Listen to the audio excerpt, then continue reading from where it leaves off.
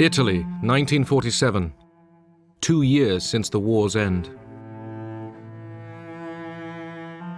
Poverty plagues much of the country, fertile ground for communism, which promises a solution to economic ills and injustice. Life was extremely hard. Besides the political tensions, there was always a sense of having to tighten your belt. We were hungry. We were always hungry.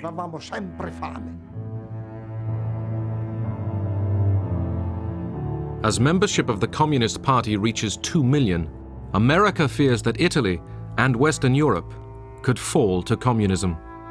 The seeds of totalitarian regimes are nurtured by misery and war. They spread and grow in the evil soil of poverty and strife. They reach their full growth when the hope of a people for a better life has died. We must keep that hope alive.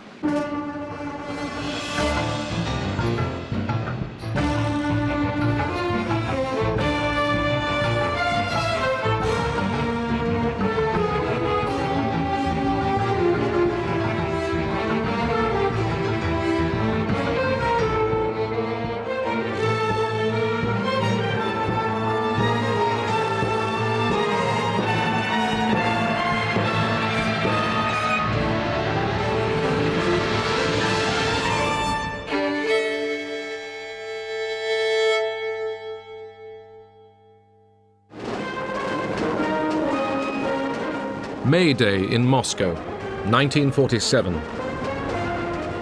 The Red Army was the largest fighting force in the world. Stalin had established control over most of Eastern Europe.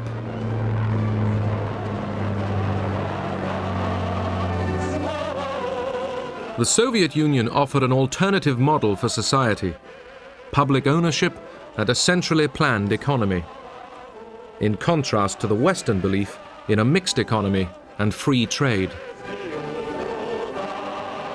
There was great alarm at the deteriorating political and economic situation and fear that the domestic communists in Western Europe would become so active and so disruptive that it would lead to economic collapse, which was probably going to happen anyway unless something was done. And this would give an opportunity to the Soviets to extend their influence in Western Europe. In February 1947, a financial crisis forced the British government to tell Washington they were ending aid to Greece and Turkey. The administration feared the Eastern Mediterranean might fall to communism.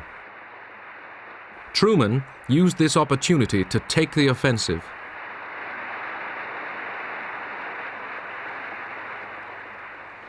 The free peoples of the world look to us for support in maintaining their freedoms.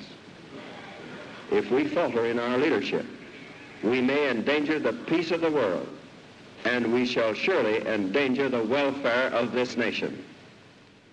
I was there in the balcony listening, and I was struck by the absolute concentrated attention of the Congress. On this occasion, everyone in the hall realized that this was a major historical event.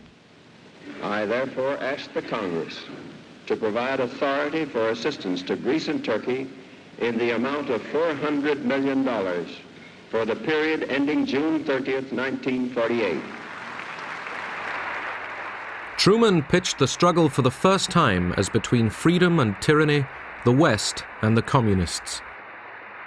Truman had to persuade the often isolationist Congress to act. The anti-communism of the Truman Doctrine did just that. The Truman speech reflected very clearly Truman's own character. He liked to see issues very clearly and to come up with clean-cut answers. After 5.5 years of a war to defeat fascism, Europe was bankrupt. Industry lay in ruins. Homes were in rubble. People struggled to survive.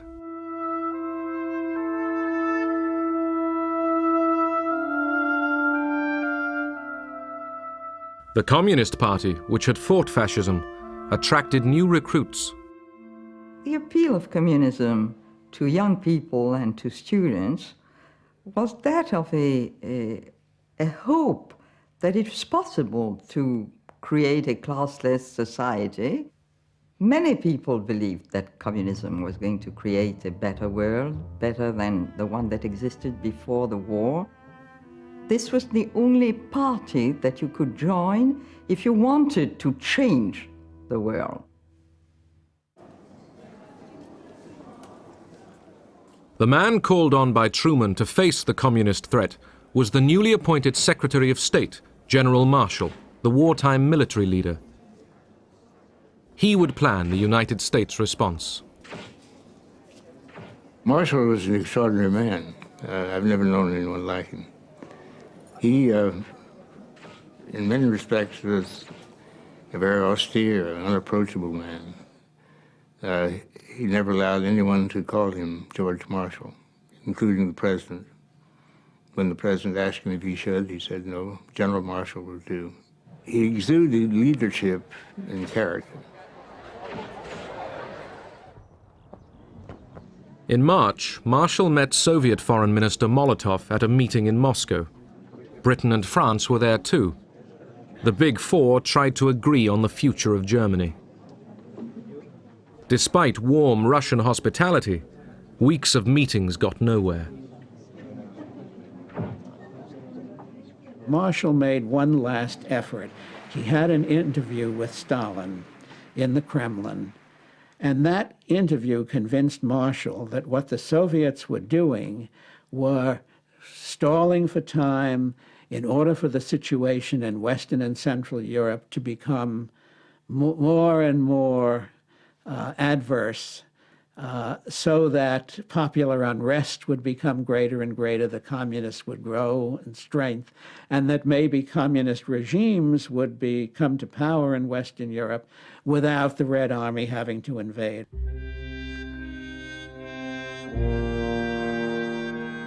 At the heart of Europe's problems lay the question of a defeated Germany. Stalin wanted to keep Germany on its knees, concerned that otherwise it would rise up one day and threaten the Soviet Union again. The Americans believed that Germany must get back on its feet before there could be a full European recovery. Marshall was now convinced of the need to act quickly. On his return from Moscow, he instructed the State Department to begin preparing ideas for a European rescue plan. Billions of dollars would be needed. Would Congress approve this enormous cost? The whole situation is critical in the extreme. We happen to be, very fortunately for ourselves, the strongest nation in the world today, certainly economically. The urgency was such that Marshall rushed forward his plan. There will be requirements in this program. He announced it at an awards ceremony at Harvard University.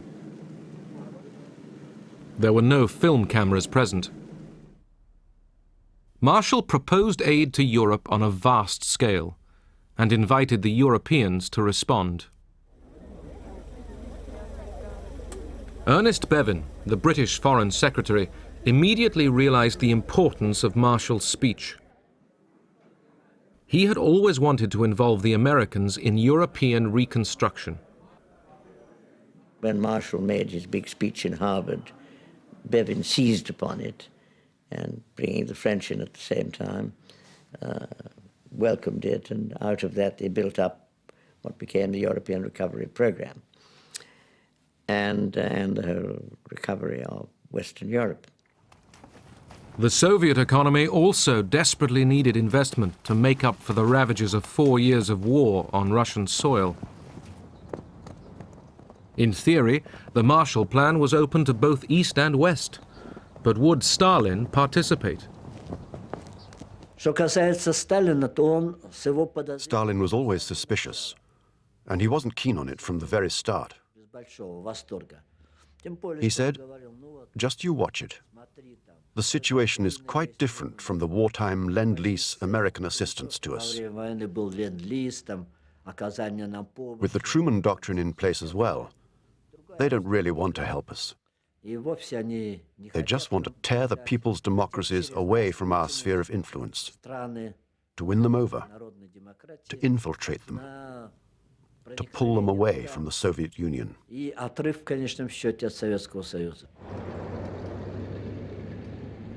In Paris, a foreign ministers' conference opened to frame the European response to the Marshall Plan.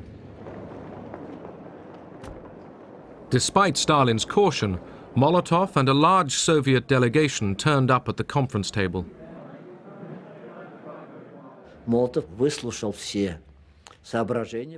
listened to all the reports and proposals, although he felt it was clearly not that straightforward, that the aid would be tied up with certain conditions.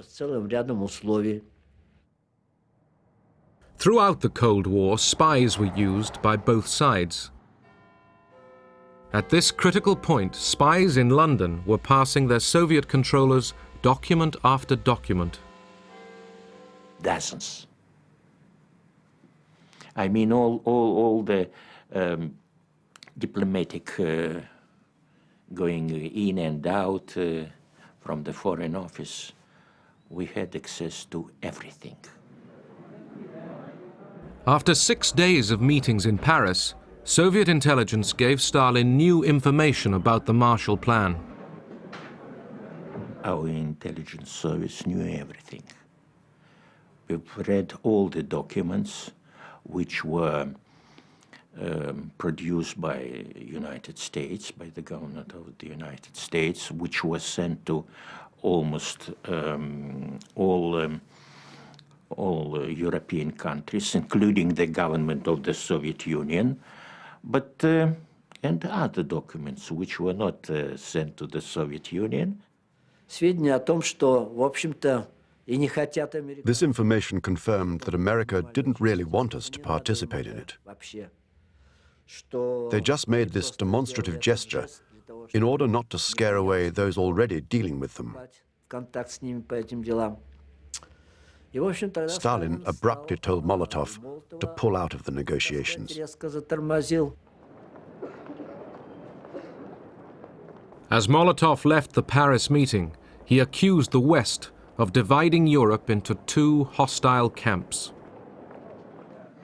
There never was any thought that the Soviets would actually join the Marshall Plan, but it was a desirable step to persuade the world that we really were being altruistic here. This was not basically an anti-communist, anti-Soviet measure, and should, by some miracle, the Soviets themselves join, or some of their satellite countries, we would have welcomed them in it. But we didn't think that was a realistic possibility. In Prague, the Czechoslovaks discussed whether to join the Marshall Plan. In the democratically elected government, a third of the ministers were communists. The reactions were absolutely positive.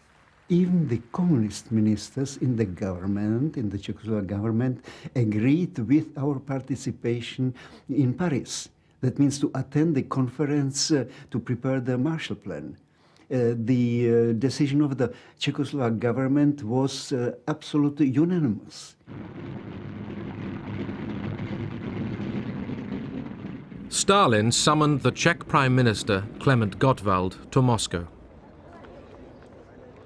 With him came the Foreign Minister, Jan Masaryk. They arrived on the afternoon of July 9th and waited. It was about 11 o'clock in the evening, that means before midnight. Somebody came that they should immediately go over to Kremlin. But the principal question put before them was that the Czechoslovak delegation shouldn't go over to Paris to attend to the conference on the Marshall Plan. Stalin said, if by 4 a.m. on the 11th of July you have not refused to attend, then be prepared. This will have serious consequences on our relations with you. Stalin was quite clear, quite rough, and he gave the ultimatum of 4 hours to our delegation to say their decision. Finally, the same government which accepted unanimously the presence in Paris rejected it. As far as the Marshall Plan is concerned, there was no normal discussion. There was practically only a quite clear order. You have to do it, and if you do not do it, so you are not our friends. You are betraying the Union, Soviet Union, and so on and so on. So this was quite clear. When the Czech delegation left Moscow, Gottwald read a prepared statement. He couldn't hide his discomfort. Народы станут еще крепче. Поэтому да здравствует вечная дружба и союз Советского Союза и Чехословакии, да здравствует героический советский народ и его великий вождь генералиссимус Сталин. Jan Masaryk was shattered by the experience. When he came out from the plane, he said quite clearly, I was going to Moscow as a minister of a free state, and I am returning as Stalin's slave. In September 1947, 16 European nations signed up for the Marshall Plan and requested $20 billion of aid. The Western Alliance began to take shape. The battle lines of the Cold War were being drawn. The primary purpose was compassionate goodwill, the notion that our former allies needed to have the help of the United States. The policy of the Marshall Plan was seen in the Soviet Union as the Americans wanting to impose their influence over the countries to which they gave Marshall aid. The Soviet Union could not accept that, believing it to be an aggressive act on behalf of the Americans. That is why the Marshall Plan was never accepted in our country. That September 1947, Stalin revived the pre-war Communist International as the Cominform. Through it, Stalin planned to control the countries of the Eastern Bloc. He also instructed communist parties in the West to take the initiative in seizing power. In American propaganda, the Cominform was represented as a sinister, shadowy conspiracy of evil.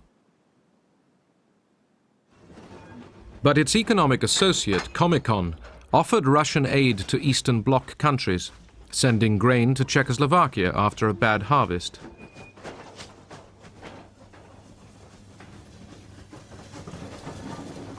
Both Cominform and Comecon were a direct response to the Marshall Plan. On the one hand, the Cominform would follow the political, ideological line the Soviet Union wanted to adopt in the socialist countries. On the other hand, the aim of Comecon was to provide economic assistance in order to prevent these countries from being torn from our sphere of influence. February 1948, the Communists reach for power in Czechoslovakia. Workers' militias go on the march.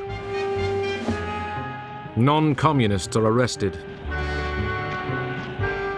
Action committees take over the police and the labor unions. President Beneš capitulates. The red flag flies in the center of Prague. In just 5 days, the communists took over Czechoslovakia's government. Stalin's rule was imposed on the Czechs.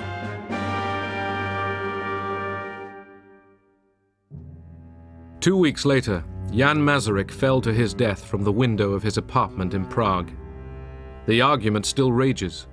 Did he despair and jump, or was he pushed?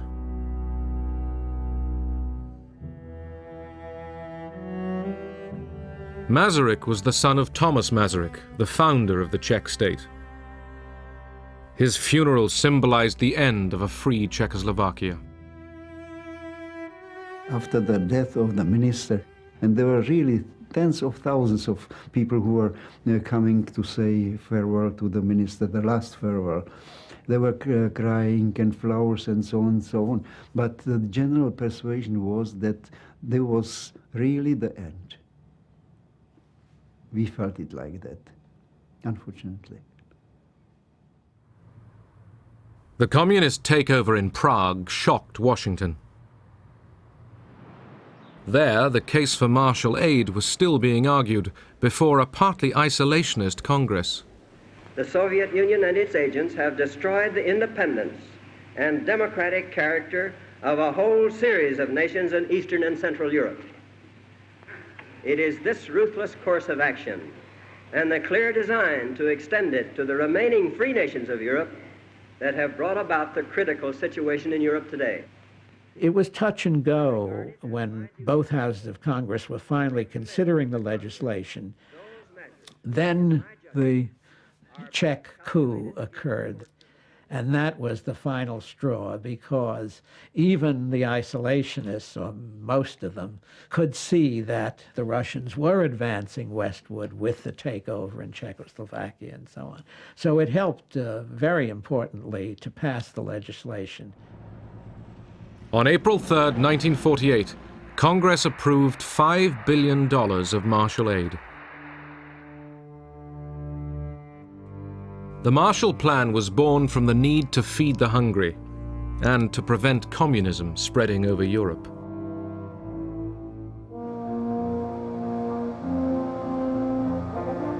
"20% of the aid were loans, 80% grants. The first shipments were foods and fertilizers. Next, machines to improve agricultural efficiency. In the 4 years of the plan, the Marshall Agency spent $13.5 billion in 16 countries. Fewer people spent more money in that agency than ever before or since in the United States government. It was an extraordinary performance. Europe's purchase of American goods and machinery redirected many Marshall Aid dollars back into American industry, fueling a post-war boom. Most people I knew felt that the generosity of Americans was a self-serving one, in the sense that they thought of Europe as an outlet for their goods, as a market to export stuff. And we thought that we could see that in the types of things that they wanted us to buy with the money that they lent us. One of the countries most in need of help was Greece, devastated by the Nazi occupation and years of civil war. In the north, government troops still hunted out communist guerrillas. Greece, of course, emerged from the war in a terrible state. Probably 2,000 of the nation's villages had been razed and burnt to the ground by the reprisal raids of the Nazis. The consequence of the Civil War was to add to that terribly shredded kind of social fabric. During the 4 years of the Marshall Plan, Greece received nearly $700 million of economic assistance. Young Americans were thrust into positions of heavy responsibility. I was the youngest member of the Marshall Plan mission in Greece. I arrived there at the age of 23, and to my astonishment, a year later, at age 24, there I was in charge of the Greek import program. The range of projects which we engaged in were all over the map and all over every single sector of the economy. And one could say that America fed and fueled and clothed the Greek nation.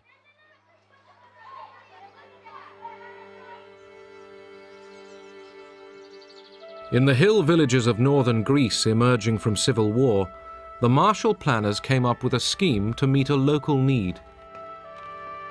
During the war and during the Civil War, one of the major elements destroyed was the farm draft animal. One of the decisions was to import that which we were accustomed to, which was the Missouri mule. And the Missouri mule is not only cantankerous, he's big.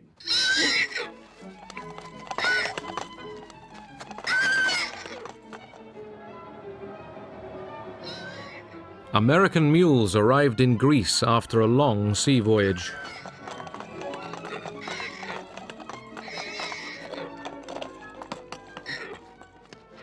The village leaders informed us about the mules. We went down to the cooperative in Xanthi, and that's where they gave us the mules. The farmers drew lots. You took a piece of paper with the number of the mule written on it. Then you went to the overseer. He looked at your paper and gave the mule with that number to you. And then he said, "Take it."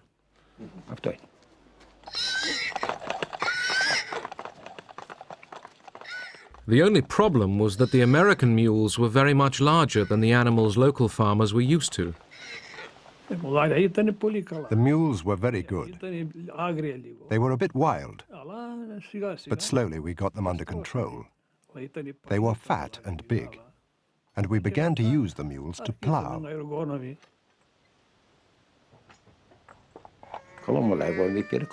They were very good. They gave me a superb mule, and we started to plow.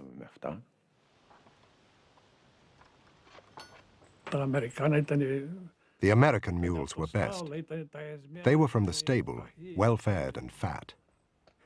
You could put 200 kilos on them, and they could take it. Our own mules were small. We were very thankful. How could we not be thankful, since we had nothing? Long live America. Industrial Europe faced other problems. France, 1947. Workers at the Renault factory near Paris went on strike. When communist ministers backed them, they were expelled from the government. Several months of disruption followed.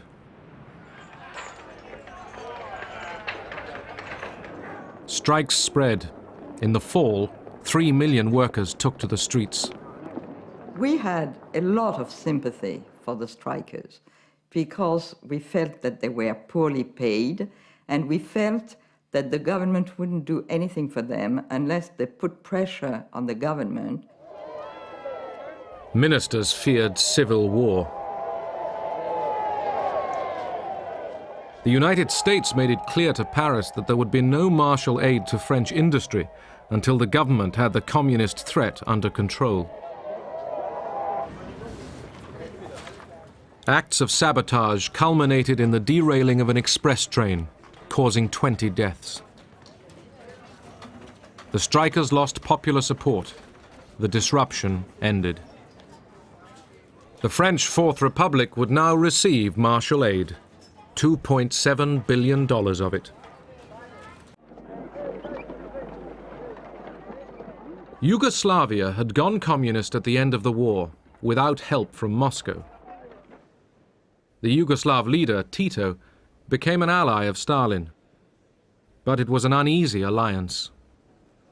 Tito, in Stalin's view, was acquiring more and more an independent position in various ways, including international affairs. Tito didn't consult or seek advice from Stalin in advance. He was moving further and further away from the socialist direction.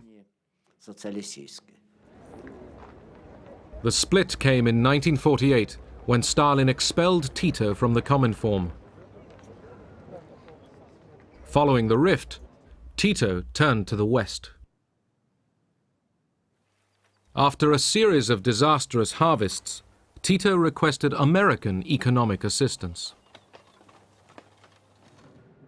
In 1950, he signed an agreement with the United States government. Yugoslavia emerged from behind the Iron Curtain. American agents distributed more than $150 million worth of aid.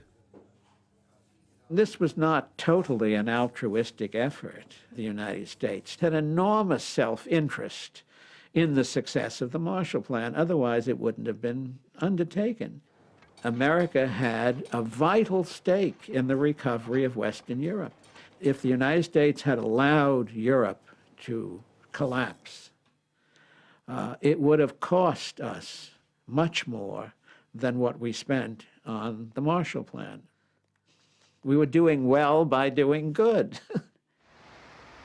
But as well as doing good, Washington was preparing other tactics.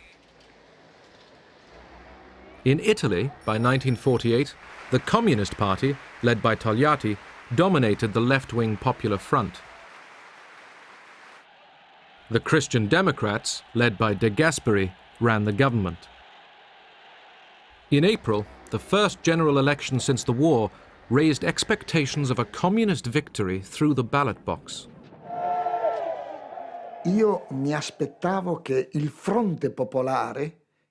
expected the Popular Front, the union of all the parties of the left, to win the election. This union of the left had to get together to counterbalance the Christian Democrats and the forces of the right. Some Italians feared a communist victory. That election could have been a touch-and-go election between Italy saying on one side of the world or the other side of the world. First of all, I think it would have been a tragedy for Italy, but I think it would have been a tragedy for Europe. I think it would have been a tragedy for the Mediterranean, and it would have been a setback for America. In the United States, a campaign was orchestrated to persuade Italian Americans to write to relatives urging them not to vote communist. 10 million letters were sent. Dear cousin Maria, have you thought what a communist victory would mean for Italy? It would be terrible. Italy would be ruled direct from the Kremlin. Look what happened in Czechoslovakia. You must realize how serious the situation is. You should see what the papers are saying. Please, here. Listen to us. I urge you not to vote communist in the elections. Your cousin, Luigi. Fu un'iniziativa molto intelligente perché arrivava direttamente alle famiglie. It was a very intelligent initiative because it got through to the families directly. Mezzo secolo di emigrazione. After half a century of emigration, there were hundreds of thousands of Italian families in America. So, to receive a letter of encouragement from them, a letter stating that they shouldn't vote for the Communist Party, well, that was very influential. Letter writing was not enough. The newly created CIA decided to take the offensive. What the CIA needed was authority to develop a program of covert action. General Marshall knew that the situation in Italy was critical. The largest communist party in the world outside of the Soviet Empire. Not having an organization and knowing that the State Department could not achieve the things that he knew had to be done, he personally said, we must explore the means of getting authority to carry out a covert action program that would challenge this tremendous communist threat. This led to a debate within the young CIA. Did it have the legal authority to carry out covert operations? CIA lawyers studied the wording of the new National Security Act. If the president of the National Security Council, the head of the National Security Council, is the President of the United States. And if he specifically directs the CIA under Hillenkotter to carry out operations to help Democratic parties, and if the Congress that was put in, if the Congress gives the money to support such a thing, then the authority is there. And that was the green light. The CIA then intervened. It began covert operations in support of anti-communists and of the Christian Democrat Party. I was in that branch of the CIA at the time that had to rush into the breach without training in covert action. And we had bags of money that we delivered to selected politicians to defray their political expenses, their campaign expenses, for posters, for pamphlets.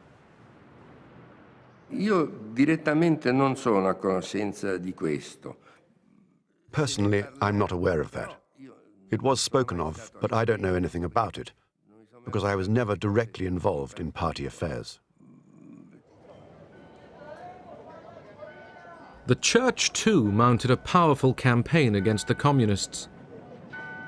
Pope Pius XII was very concerned about the Communist Party. Not so much about their politics. He was concerned about their doctrine. And as Pope, Pius XII had to be concerned about what was happening in Italy at the time. A network of election committees was created. They worked in close parallel to the organization of the Catholic Church. I can say that all the parties envied our electoral structure, and especially the creation of election posters.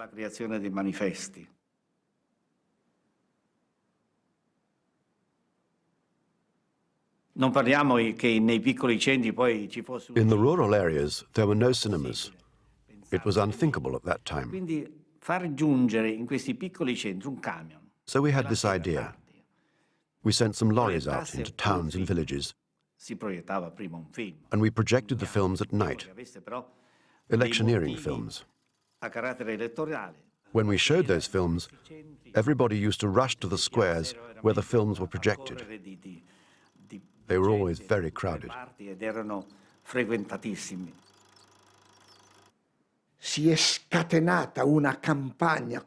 They unleashed this tremendous campaign against the left, against the communists, against the socialists, and they told the most terrible lies about them. Things out of this world. The church had a great influence over the people because 90% of them were Catholics and members of the church. At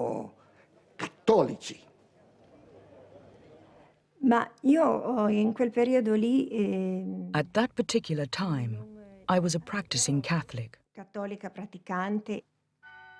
I was extremely rigorous about attending Mass. I never missed it. One Sunday I went to Mass, and the priest was preaching from the pulpit. And he said one sentence which struck me very deeply at the time. I still remember it. He said that the war against the communists was a holy war.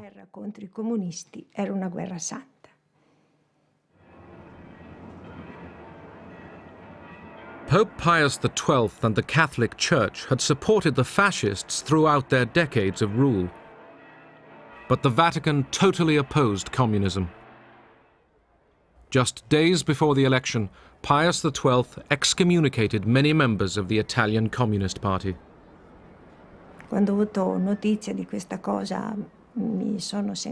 When I heard about it, I was terribly upset.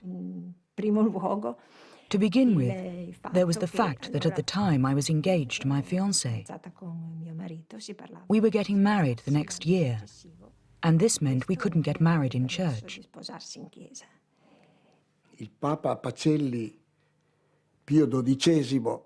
Pope Pius XII excommunicated us.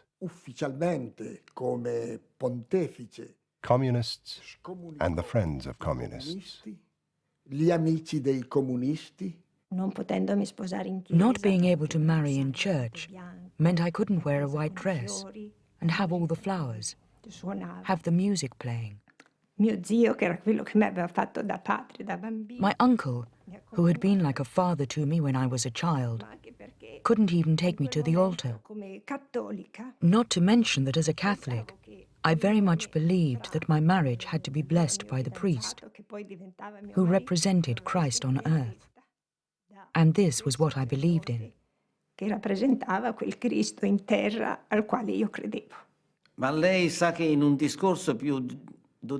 know that Pius XII, in one of his speeches, said you are either for Christ or against Christ. And the Communist Party was against Christ. They were clearly atheists. So, it was a duty of the Pope and of the Church to protect their people. So there was no other protection on the part of the Church but to organize all the Christian movements to oppose the Communist Party. On April 18, 1948, Italy went to the polls. The Christian Democrats won a landslide victory. Italy would remain a member of the Western Alliance. The communist share of the vote was almost halved. Ho pianto moltissimo. I cried so much. Perché we'd worked so hard to win this battle. It had been such an effort. I remember crying and crying and crying. The victory was even greater than we had expected. It was the only time when we, on our own as Christian Democrats, had an absolute majority in Parliament.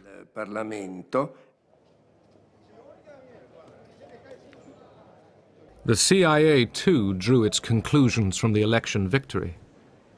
Well, it was very gratifying. We didn't know at that time that we had carried out the first political action, covert political action program in the history of American intelligence that would be followed by many, many, many more. Now that Italy had elected to stay in the Western Bloc, the United States released a flood of Marshall aid. In Turin, the Fiat Motor Company received giant new assembly line machines from Detroit and Pittsburgh. Fiat was re-equipped with some of the most sophisticated machinery in Europe.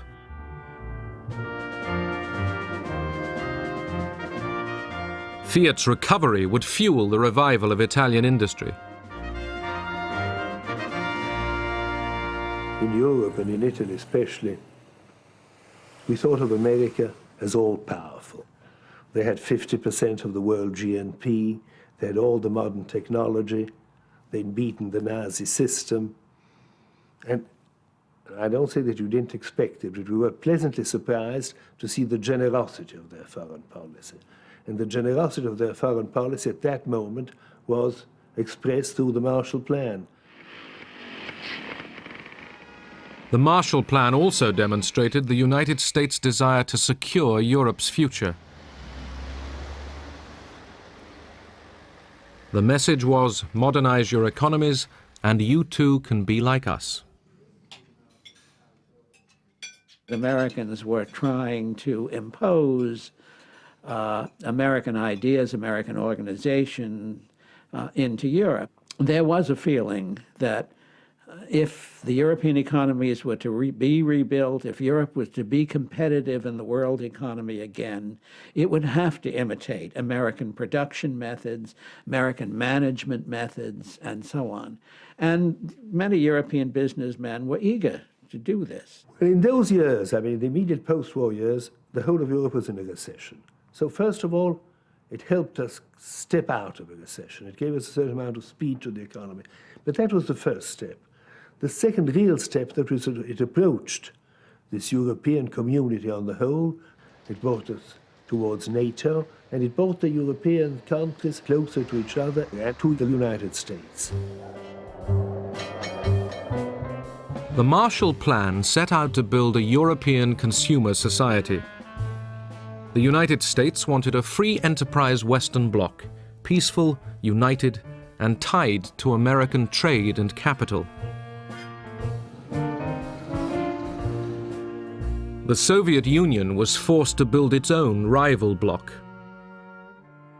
The people of the socialist countries would eye the West for 40 years and wonder.